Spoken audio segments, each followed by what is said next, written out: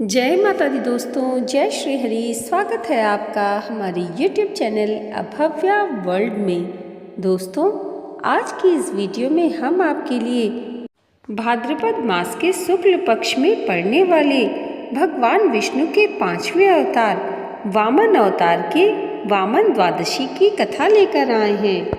वामन अवतार के विषय में श्रीमद् भागवत पुराण में एक कथा आती है, जिसके अनुसार एक बार देव और दैत्य युद्ध में दैत्य पराजित हुए तथा मृत दैत्यों को लेकर वे अस्ताचल की ओर चले गए। दैत्यराज बलि की इंद्र वज्र से मृत्यु हो जाती है। तब दैत्य गुरु शुक्राचार्य अपनी मृत संजीवनी विद्या से बलि तथा दूसरे दैत्यों को जीवित तथा स्वस्थ कर देते हैं। राजा बलि के लिए शुक्राचार्य एक यज्ञ का आयोजन करते हैं तथा अग्नि से दिव्य बाण तथा अभेद्य कवच पाते हैं और असुर सेना अमरावती पर आक्रमण कर देती है। असुर सेना को आते देख देवराज इंद्र समझ जाते हैं कि इस बार वे असुरों का सामना नहीं कर पाएंगे और इसलिए देवता भाग जाते हैं। स्वर्ग दैत्यों की राजधानी बन जाता है। तब शुक्राचार्य राजा बलि के अमरावती पर अचल राज्य के लिए 100 अश्वमेध यज्ञ का आयोजन करवाते हैं। इंद्र को राजा बलि की इच्छा का ज्ञान होता है कि राजा बलि के 100 यज्ञ पूरे होने पर फिर उनको स्वर्ग से कोई निकाल नहीं सकता है। इसलिए इंद्र भगवान विष्णु की शरण में जाते हैं तथा भगवान विष्णु इंद्र की सहायता करने का आश्वासन देते हैं।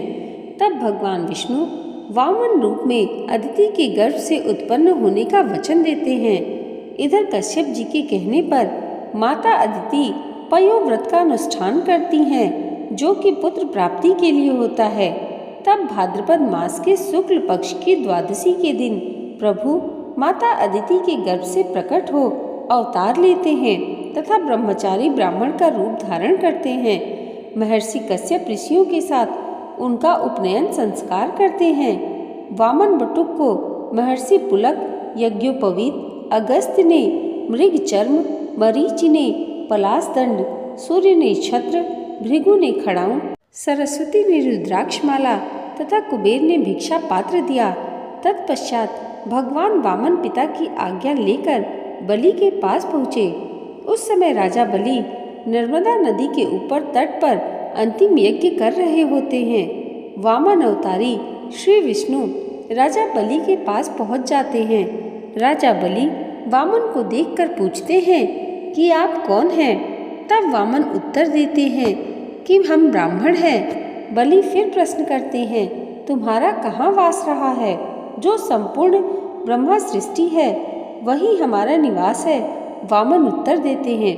यह सुनकर राजा बलि ने सोचा कि जैसे सब लोग सृष्टि में रहते हैं वैसे ही यह ब्राह्मण भी रहता है।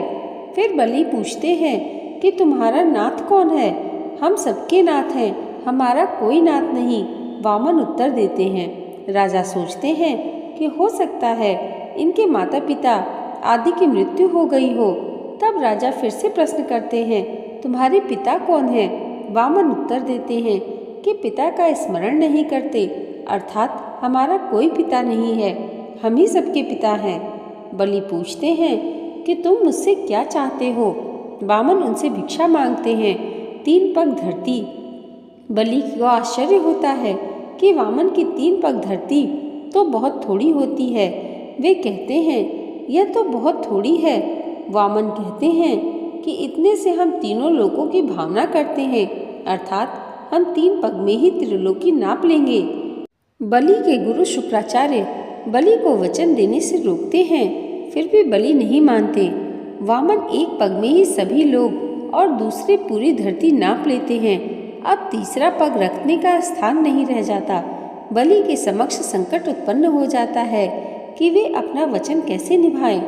तब वे अपना सिर आगे कर देते हैं और भगवान ठीक वैसा ही करते हैं। बलि को सुतल लोक में रहने का आदेश देते हैं। बलि सहर्ष भगवान की आज्ञा का पालन करते हैं। इससे प्रसन्न होकर विष्णु बलि से वरदान मांगने के लिए कहते हैं। इस पर राजा बलि दिन रात भगवान को अपने पास दिव्य लोक में रहने का वर मांगते हैं तथा भगवान विष्णु अपना वचन पालन करते हुए राजा बलि का द्वारपाल बनना स्वीकार करते हैं, जिन्हें फिर बाद में देवी लक्ष्मी राजा बलि से वर मांगकर मुक्त करवाकर ले आती हैं। दोस्तों, भगवान विष्णु को समर्पित पवित्र वामन द्वादशी प्रतिवर्ष 2 बार मनाई जाती है, एक चैत्र माह की शुक्ल द्वादशी तिथि को और दूसरी बार भाद्रपद माह के शुक्ल पक्ष की द्वादशी तिथि को। विष्णु जी के 10 अवतारों में से वामन अवतार उनका 5वां अवतार है। वामन द्वादशी का व्रत जातक के शत्रुओं का नाश करने वाला है।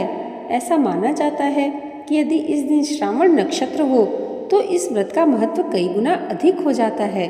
भक्तों को इस दिन उपवास रखकर भगवान वामन की स्वर्ण प्रतिमा बनवाकर पंचोपचार करना चाहिए और विधि विधान से भगवान विष्णु के इस रूप का पूजन करना चाहिए। इस व्रत के फलस्वरूप श्री हरि अपने भक्तों को जीवन में संपूर्ण सुख व वैभव प्रदान करते हैं और मरणोपरांत अपने निज धाम वैकुंठ धाम जाने का वरदान देते हैं। ऐसी मान्यता है कि इस द्वादशी तिथि पर श्री हरि के वामन अवतार की पूजा करने से मनुष्य के सभी पाप नष्ट हो जाते हैं। कहा जाता है कि यदि आप प्रतिदिन भगवान वामन को अर्पित किए हुए शहद का सेवन करते हैं तो हर प्रकार के रोगों से मुक्ति मिलती है। तो दोस्तों, आज की ये वीडियो अगर आपको अच्छी लगी हो तो कमेंट बॉक्स में जय श्री हरि जरूर लिखिएगा और इसे लाइक और हमारे चैनल पर पहली बार आए हैं तो सब्सक्राइब करना मत भूलिएगा। भगवान श्री हरि और माता लक्ष्मी की कृपा आप सबके जीवन पर सदैव ऐसे ही बनी रहे, इसी मंगल कामना के साथ मिलते हैं अगली वीडियो में। तब तक के लिए जय माता दी, जय श्री हरि।